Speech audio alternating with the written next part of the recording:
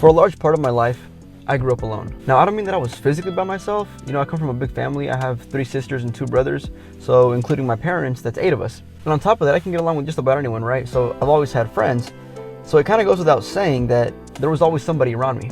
But there are different types of aloneness. You know, you have physical, mental, spiritual, and each type carries with it different levels of being alone and different consequences or outcomes or results that come with that aloneness. So my goal with this video is to sort of dissect my story, right? Talk about how I grew up alone, things that have come out of that, and the way I'm working through it. And hopefully those of you who have had similar experiences are able to relate to this, and maybe it'll help you work through your own experience and maybe even see it in a more positive light. I want to make it clear that all this talk about being alone isn't to say that I didn't have supportive friends and family, because they definitely were. I've always been close to my family, and they've always been super supportive of anything I try to do. And to this day, I have friends that I've been close to for 10 plus years. But still, growing up, there was always this feeling of being alone. And I do think both friends and family had a part to play in that.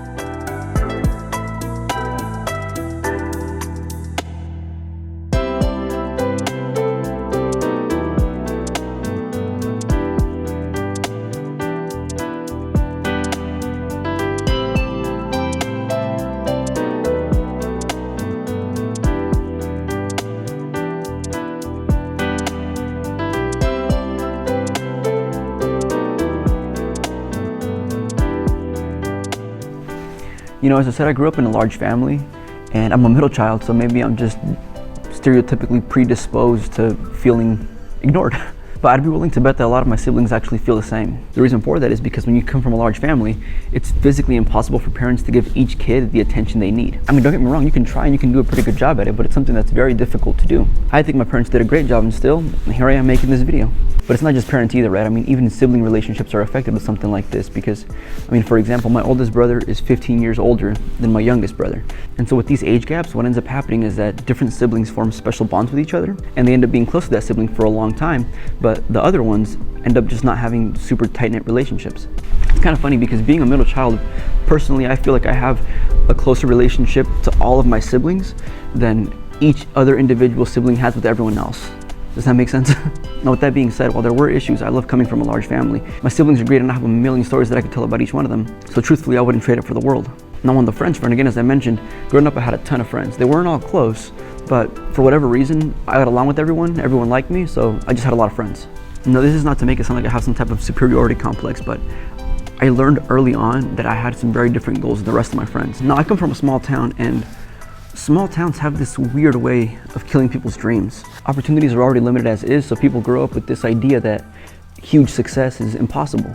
No, it's definitely not true, and I'll get to that in a later video, but what ends up happening is that small towns create this illusion of everything being good. You know what I mean? Like, you feel as life is where it needs to be because everything is familiar and everything is comfortable, and you have limited exposure to other ways of life, so you kind of accept it. And so what ends up happening as we grow is people go away for school, but then they come back and they get jobs they hate, and they work through that for the week, spend the entire weekend drinking and partying, and then go back to the jobs they hate. I've gotten caught up in that cycle myself because I grew up in a small town. But as I got older, truthfully, it just became less interesting, and so I distanced myself from that world. And over time, I just drifted apart from the friends that I grew up with. I still get along with a lot of those people because I'm just a friendly guy, but I really only have a handful of close friends that I spend time with on a regular basis.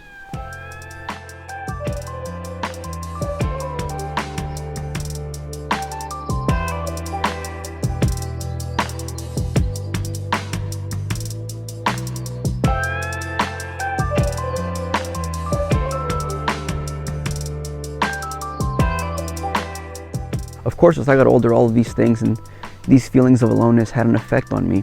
And I think the biggest one is this hyper-independence that I deal with on a regular basis. Again, my family was very big, so everyone was just kind of busy doing their own thing. And on top of that, my parents are immigrants, they speak very little English, and they have little formal education, so they couldn't help me much on a professional level. And what that resulted in was me learning to do a lot of things on my own. I learned how to apply for college on my own. I learned how to do my own taxes. I even prepared for my first interview by myself. And over time, what this caused is that it made it difficult for me to ask for help. So then even things that my parents could help me with, I just chose to learn on my own. For example, my first car was a stick shift and I don't know how to drive it. But instead of asking my dad for help, who knows how to drive stick, I learned through trial and error and by watching YouTube videos. I was just always determined to do everything by myself. And while it wasn't the easiest way to do things, I always managed to figure it out. Anyway, this is all something that I'm trying to work through as an adult, and it all stems from being alone for a lot of my formative years. But all that said, aloneness also came with positives.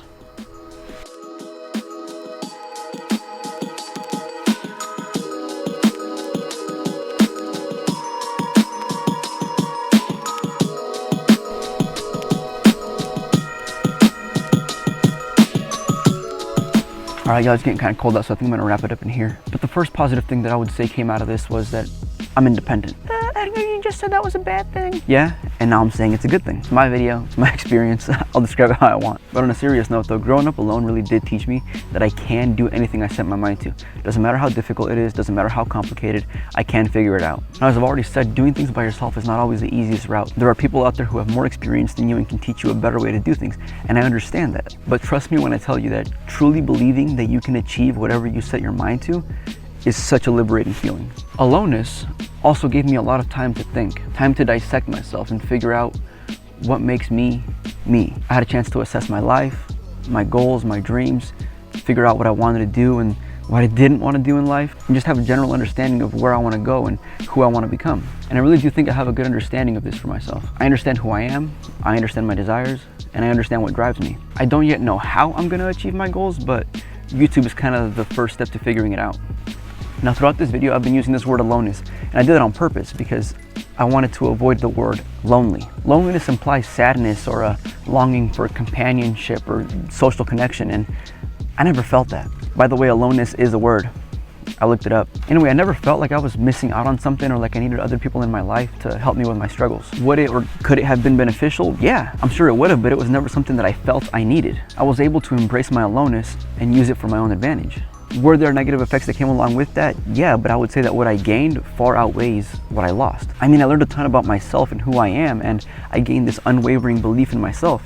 A lot of people struggle their whole life to achieve those things. Learning to be alone is a powerful thing, and I think it's the single most life-changing thing that anyone can learn to do. Embracing aloneness can make you more creative, it can lead to better relationships, and through self-discovery, it can make you a better you. So this week I want to challenge you all to do something by yourselves. Go hang out at a coffee shop, go to the park and read a book, go for a walk. Just whatever you do, embrace your aloneness. I promise that you will learn a thing or two about yourself. But alright, that's going to be it for this video. If you enjoyed it, make sure to like and subscribe, and I'll catch you all next time.